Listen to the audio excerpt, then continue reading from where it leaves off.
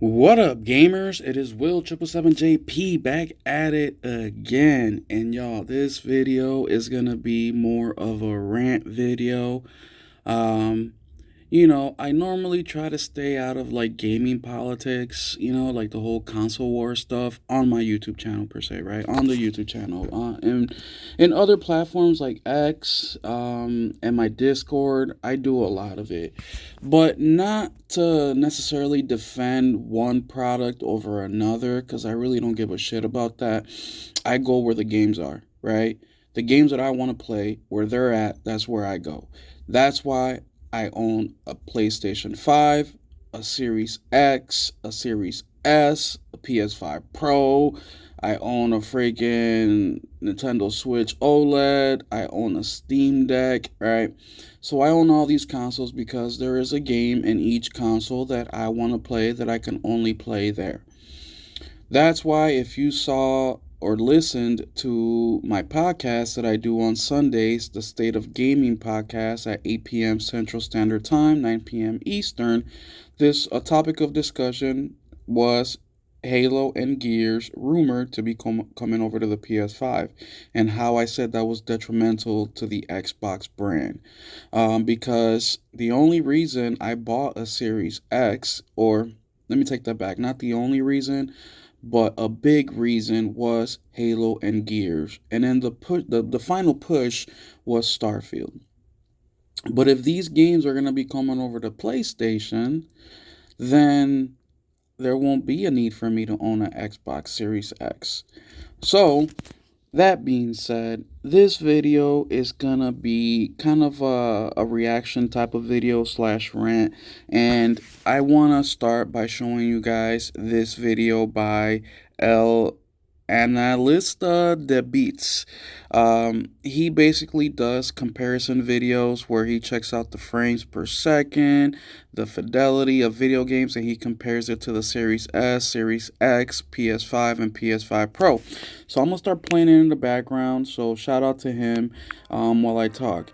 And I'm showing this because this is a game that he's comparing is the series Kingdom Come Deliverance 2, which comes out in February 4th for all platforms. The game was originally supposed to come out February 11th, but it got pushed forward, and now we're gonna get it about a week early. So shout out to Warhorse. Well, while I was watching this video today, it just verified, and I'm gonna pause it right here. It verified something that I have said before when the PS5 Pro came out.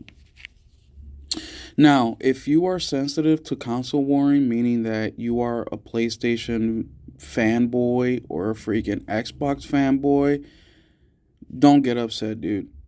I'm a PlayStation fanboy. I would say that I'm an Xbox fanboy, but I just don't play it enough to consider that. But like I said, I go where the games are, and it's just easier to dunk on Xbox, specifically or especially with the way they've been doing things lately. But I just want to give you a warning right now. I'm gonna shit on both. So if you're a pony, sorry. If you're a bot, sorry. Not sorry. But right here, you see the visuals, right? So he has here on the Series S on the left hand side 1080p at 30 frames per second. On the Series X is upscaled at 2160, 30 frames per second. On the PS5, same thing, 2160, 30 frames per second. On the PS5 Pro, 2160, 60 frames per second. All right, that's all fine and dandy. But something that I said a while ago in regards to the PS5 Pro is I said that if these developers optimize their games to the best of their ability, there wouldn't be a need for the PS5 Pro. And what I meant by that is I feel like the PlayStation 5 and the Xbox Series X still have a lot of raw power in them, and I just feel like developers they're just not optimizing these games as best as they possibly can. Now, the one thing that I will give the Pro in this situation is loading times. Once again, Series S all the way to the left, PS5 Pro all the way to the right. PS5 Pro is already done loading at 7.8 seconds. Then the PS5 at 8.23 seconds. The Xbox Series X at 10.76, and the Series S shortly after at 11. So the Series X and the Series S, it's not that big of a difference in time, right? The Series X, or I'm sorry, the PS5 Pro to the PS5 regular is, I mean, come on, it's minuscule, right? And mind you that the Xbox or the PS5 Pro has more RAM. So is it worth it for the money? In my opinion, absolutely not. But continuing on with the video, one of the things that I realized with watching this video is that Warhorse, who is a developer for the game Kingdom Come 2, did an awesome job with polishing, well, not polishing, but with optimizing this freaking game. They did such an awesome job. So much so that the only difference you see between, this is PS5 performance, between the PS5 Pro and the Xbox Series X and the regular PS5 is really the draw distance. That's it. So you have to really focus really hard to be able to tell the difference for your extra $300. And yes, it's $300 because if you get a PS5 OG for $500, that comes with a disc drive, that comes with a stand. To get a PS5 Pro with a stand and a disc drive, just like a regular PS5, you're going to spend $809 because it is $70 for the disc drive and $30 for the stand and $700 for the PS5 Pro. Now, if you're comparing a digital PS5 to PS5 Pro, just as it comes, that is still a $300 difference because you still have to buy a stand. So you're going from $450 to $730. So that's $450, $550, $650, $280. All right, just to get better draw distance. Now, where the benefits that you receive with the Pro really shine is with the games that aren't as optimized as Kingdom Come Deliverance 2. That's where you really start to notice the difference in quality, right? Why? Because these developers just did a shit job at doing the game.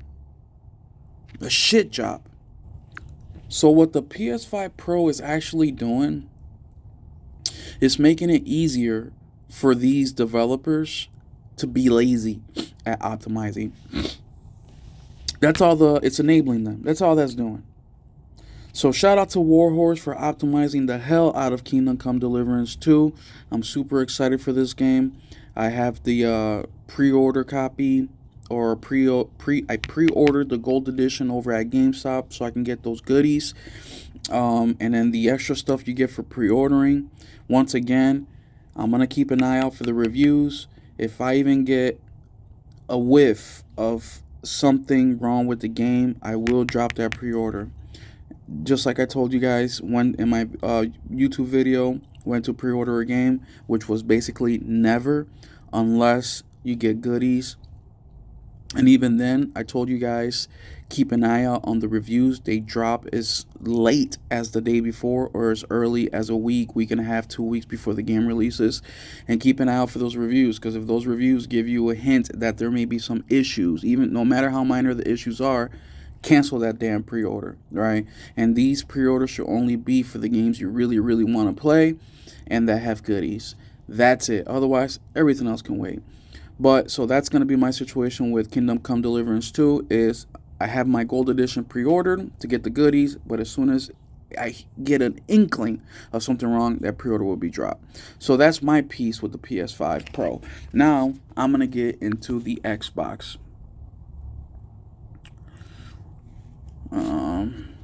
Here it is. Now this article is from GameRant. And the article is Kingdom Come Deliverance 2 is being held back by the Xbox Series S. Last week I posted a video about Xbox, and the title of the video was the real reason why Wukong is not coming over to Xbox.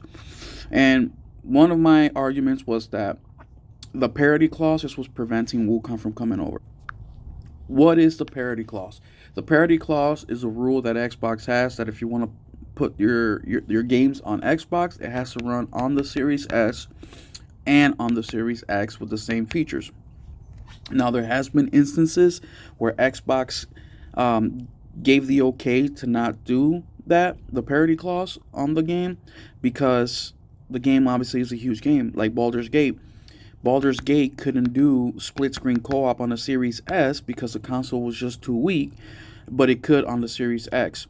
So that cost Xbox 3 months of sales before they decided to let the game come in without it having the split screen co-op.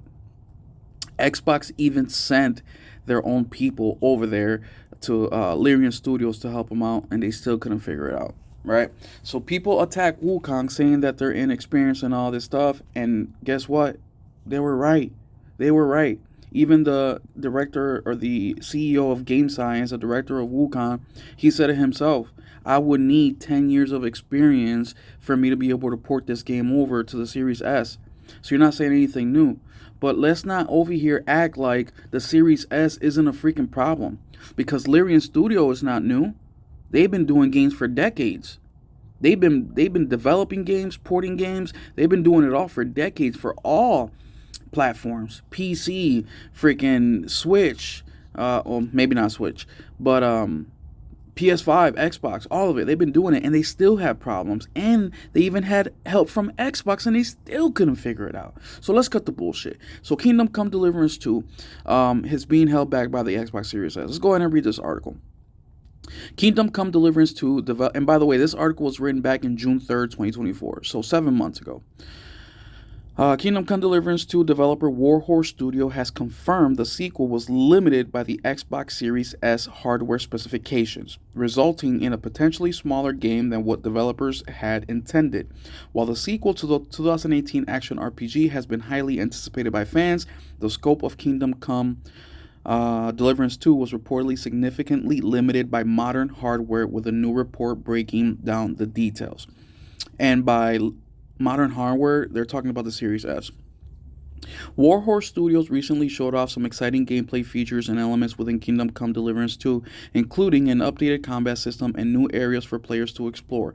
Warhorse is especially proud of Kingdom Come Deliverance 2 protagonist Henry, who can suit a variety of playstyle and combat encounters. However, Warhorse encountered problems when it came to the size and scale while building the upcoming sequel, with a new report revealing the newest entry in the Kingdom Come franchise was hurt by hardware limitations. Once again, the Series S.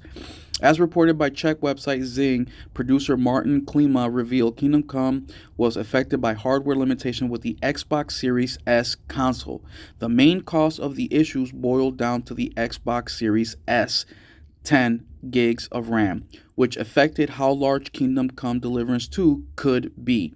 While the sequel is larger than the first game, Kingdom Come could only be roughly 25% larger than the original title. The Xbox, sorry about all these things. The Xbox Series S is one of the two next-gen consoles offered by Microsoft, with the Xbox Series X being a more powerful option. Producers also recently revealed that Kingdom Come would run at 4K resolution and 30 frames per second on both PlayStation 5, Xbox Series X. However, the Series S will run at 1440p, 30 frames per second. For PC players, developer confirmed Kingdom Come allows up to 80 frames per second at 4K resolution, while the scope of the game may have been affected. Kingdom Come 2 is still shaping up to be a worthy successor of the 2018 most engrossing action RPG title. Warhorse Studio officially announced Kingdom Come back in April 24, and while the sequel does not have an official release date, which we have it now, right, because this article was 7 months ago, that release date is February 2nd. The game is slated to hit modern home consoles in the PC market sometime in 2024, which that was wrong, 2025. Combat has been upgraded significantly in the sequel. Nearly every single decision a player make, okay, with all, okay. All right, so that's it for the article.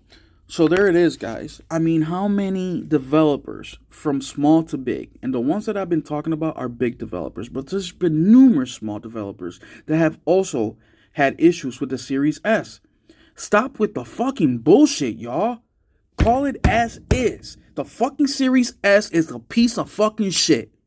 And it's hurting gaming for the rest of us. We are going to get 25% less in scope of a game because the Series S cannot handle it. And Warhorse said, you know what? We're going to cut it because we want as many people to be able to play our game. And the Series S is the most sold console in the Xbox platform. So we're going to go that route.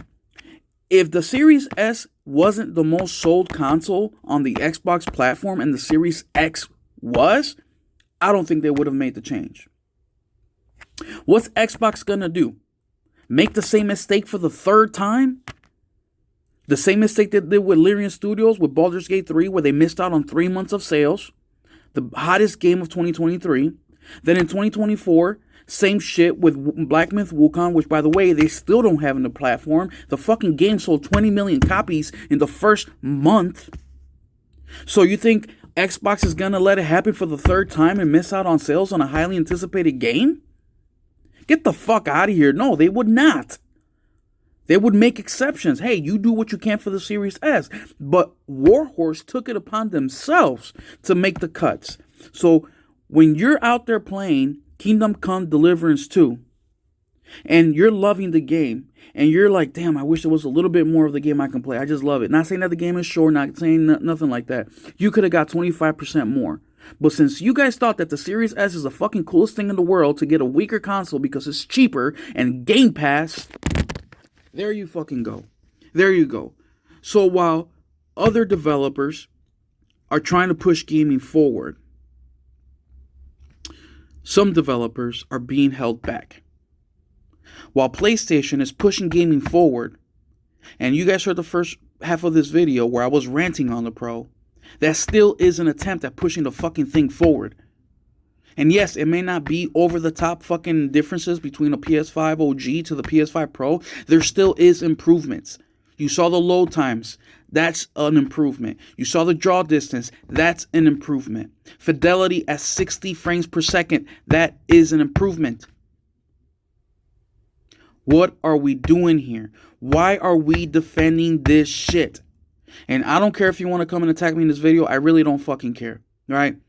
I am not picking sides. Obviously, I started with the half of the video with the bullshit PlayStation's doing, and now I'm finishing it with the bullshit that Xbox is doing. But let's be real here. This generation, the most we can complain about PlayStation is their pricing. Oh, they're expensive. They're charging an arm and a leg. This and that. Exclusive. Whatever. Gaming is an expensive fucking hobby as is. And it's been that way since the beginning of it all. You think a fucking video game that cost $50 in 1987 was cheaper than $70 in today's money? No, the fuck it wasn't. $80 in 1992 was like $120 in today's money. That was a big investment you had to make. That's why so many of us grew up with just a couple games per year, because it was an expensive fucking hobby. The console was cheap, but the software was always expensive. Xbox, get your shit together, bro, because you're hurting gaming. You're hurting gaming. Not just are you hurting gaming in the way that I just explained, you're also hurting gaming in the way that, because your consoles are such pieces of shit, or not, I shouldn't say that. The Series S is. But the way Microsoft is ran as a whole, Xbox is such a piece of shit that you are no longer competition for PlayStation.